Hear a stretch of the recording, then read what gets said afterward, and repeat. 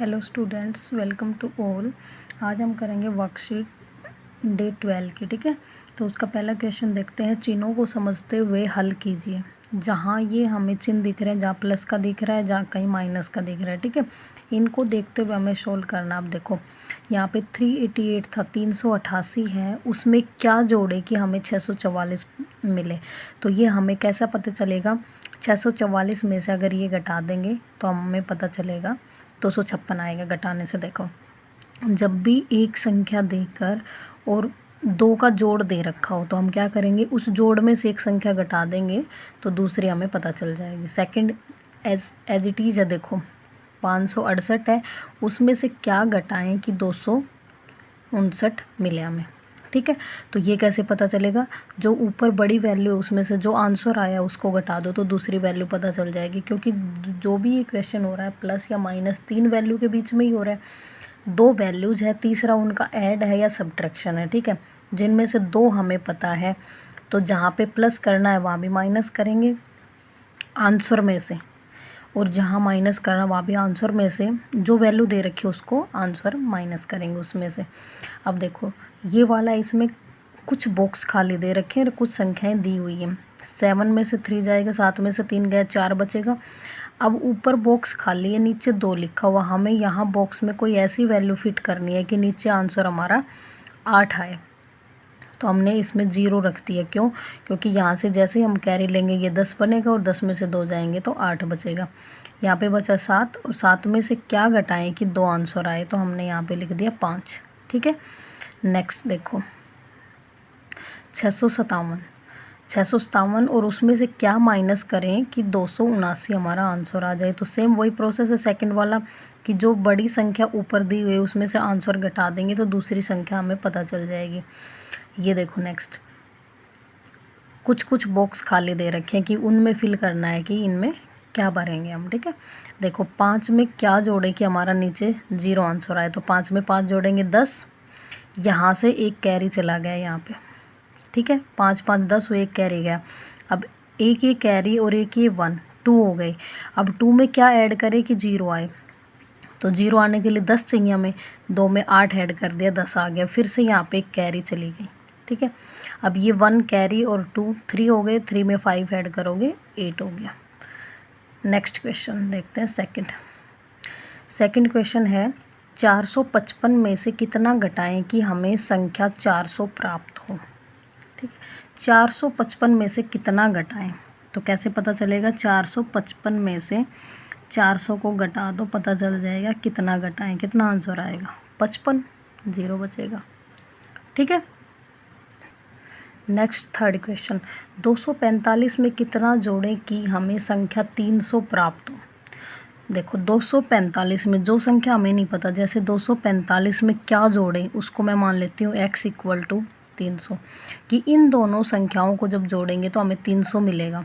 अब x की value कैसे निकलेगी? x हमने वो संख्या मानी है जो कि जोड़नी है, हमें पता नहीं है, तो x की वैल्यू कैसे निकलेगी?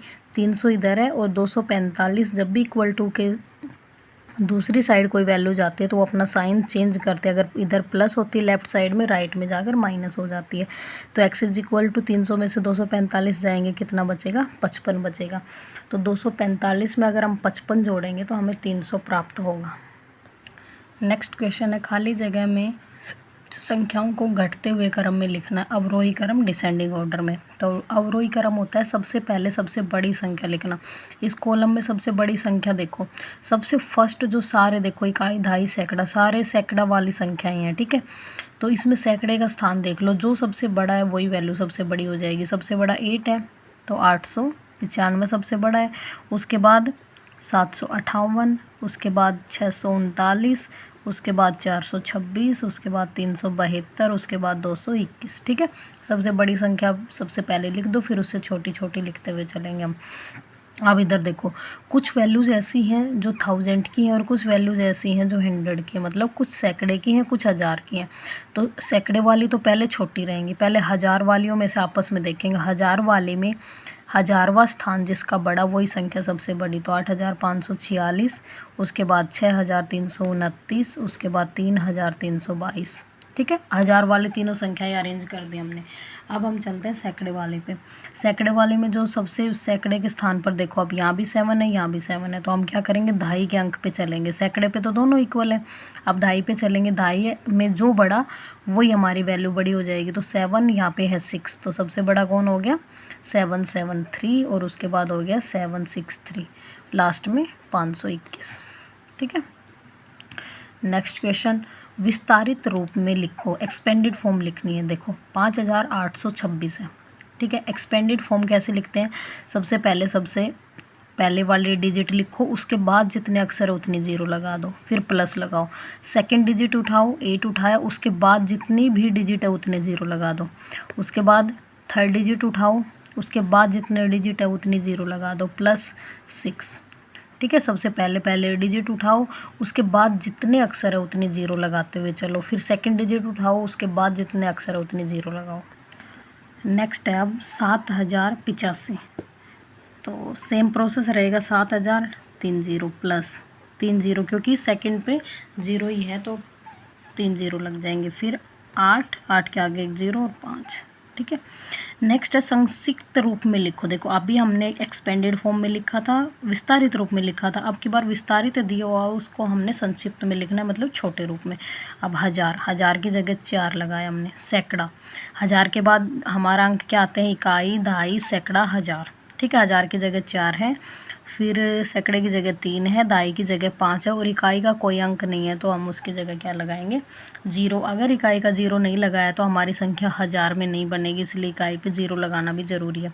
नेक्स्ट देखो 9000 प्लस 2 दहाई।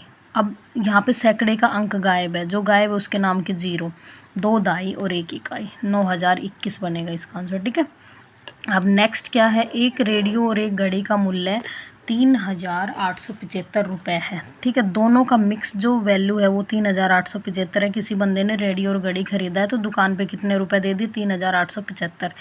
अब उसने बोला यदि रेडियो का मूल्य 1999 है तो घड़ी का मूल्य बताओ। अब दोनों रुपए इकट्ठे दिए हैं, मतलब दोनों का रेट इसी में आ लिया। अब एक का रेट इसने बता दिया तो दूसरे का हम कैसे निकाल लेंगे, माइनस कर देंगे उसको। ठीक है, यहाँ पे कैरी ले 15, 6 बचेगा, यहाँ पे बचा 6, यहाँ से लिया फिर से कैरी 7, यहाँ पे कितना बचेगा, फिर 7 था, यहाँ से फिर से कैरी लेंगे 17, यहाँ पे बचेगा 8 और यहाँ पे बचा 2 1। 1876 रुपये किसका मूल्य हो गया, घड़ी का मूल्य। नेक्स्ट है क्वेश्चन नंबर 8। एक रेलगाड़ी में 2778 लोग बैठे हैं, अगले स्टेशन पर 379 लोग और चढ़ जाते हैं। अब रेलगाड़ी में और चढ़ जाते हैं, इसका मतलब उसमें ऐड ही होंगे। अगर और लोग रेलगाड़ी में बैठे हैं तो बढ़ेंगे ना, बढ़ेंगे तो हम क्या करेंगे, प्लस। अब ये हमेशा ध्यान रखोगे कि ये 1000 में संख्या है और ये है सैकड़े में, तो हमेशा इकाई के नीचे इकाई अंक लिखा जाता है, दहाई के नीचे दहाई, सैकड़े के नीचे सैकड़े।